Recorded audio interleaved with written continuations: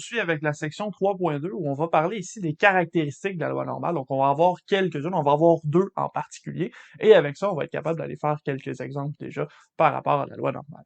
Donc, la première grande caractéristique de la loi normale, c'est celle qui nous permet d'aller chercher des proportions, d'aller chercher des probabilités au point de vue de la statistique. Donc, cette caractéristique-là, c'est la suivante. On dit que l'air sous la courbe d'une loi normale vaut toujours 1. Donc, si on faisait la courbe de la loi normale et qu'on faisait l'intégrale de toutes les valeurs possibles, donc de moins l'infini jusqu'à l'infini de notre expression de la fonction de la loi normale, on trouverait la valeur 1 pour cette expression-ci. Et comme la courbe de la loi normale est symétrique, à droite de la moyenne et à gauche de la moyenne, on retrouve exactement la même valeur, ce qui veut dire qu'à droite de la moyenne, dans la section bleue ici, on a une R sous la courbe qui vaut 0.5, et à gauche de la moyenne, dans la section rouge, on retrouve 0.5 aussi pour l'air sous la courbe. Ça ici, ça va nous permettre d'aller simplifier nos calculs lorsqu'on fait de la probabilité avec la loi normale.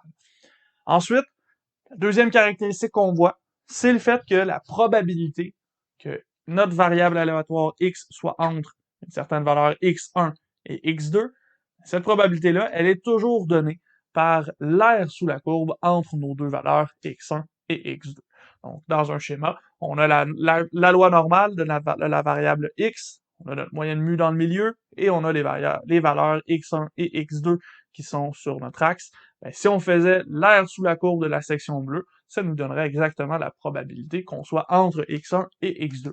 On va noter ça comme étant p de x1 plus petit que x plus petit que x2, et on va voir avec la prochaine conclusion ici que on peut utiliser des plus petits ou égales comme on veut ici, ça ne change rien.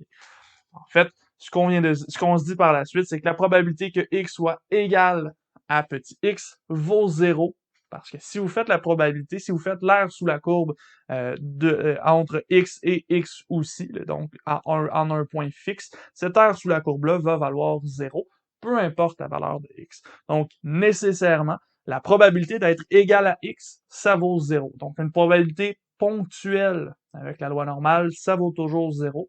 Mais une probabilité dans un intervalle, ça va valoir quelque chose de par la définition de notre probabilité dans celle-ci.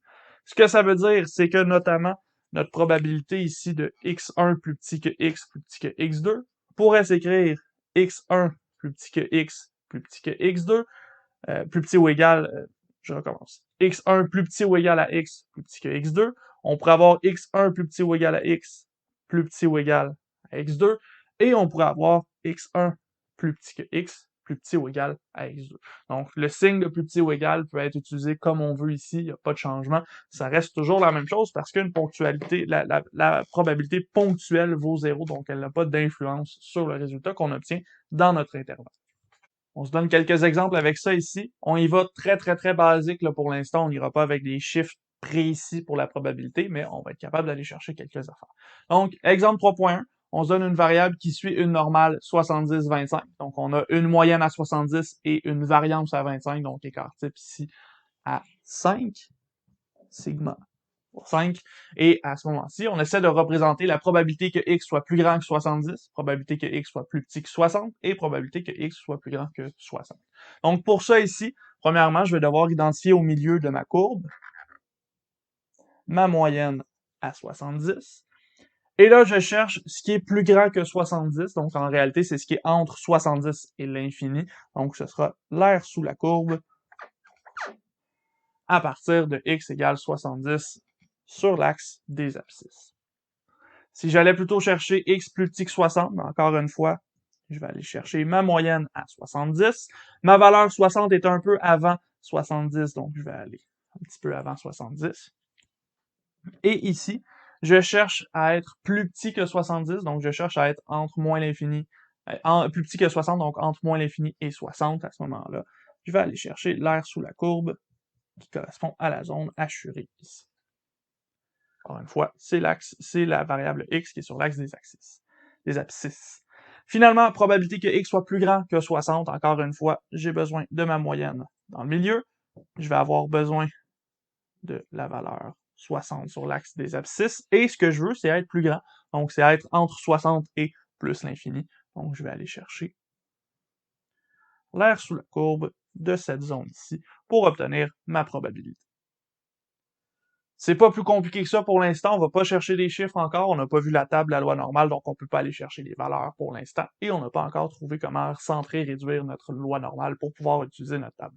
Donc, avant de continuer, avant d'aller vers ça, justement, on va aller faire un dernier exemple. Cette fois-ci, on va aller chercher une probabilité sur la variable x qui suit une normale de paramètres 200 et 400, donc moyenne à 200. Ici, 400 pour la variance, ça veut dire que l'écart type vaut 20, racine de 400. Et à ce moment-ci, on cherche à trouver la probabilité que x soit entre 170 et 240. Donc pour ça ici, toujours, je commence par aller identifier ma moyenne à 200 et je vais chercher la valeur 170. Cette valeur-là sera un petit peu avant le 200 et je vais chercher 240, donc un petit peu après le 200 dans ce cas-ci. Ce qui m'intéresse, c'est la probabilité, donc je vais chercher l'air sous la courbe entre ces deux zones-là. Ce qui veut dire que mon air sous la courbe, ou la probabilité, sera calculée en faisant l'air sous la courbe de cette zone-ci dans mon graphique. Donc, ça fait pas mal le tour. Vous avez des petites questions éclairs là-dessus. Je vous invite à aller les essayer pour bien manipuler qu'est-ce qui représente quoi dans notre dessin de la loi normale. Nous, on va se retrouver dans une prochaine vidéo avec la table de la loi normale. On va commencer à faire des calculs un petit peu plus. On va voir comment est-ce qu'on peut aller chercher ces probabilités-là de façon plus concrète. Pas seulement des dessins, on va aller chercher des valeurs pour ces probabilités-là. Donc, on se retrouve dans une prochaine vidéo avec la table de la loi normale.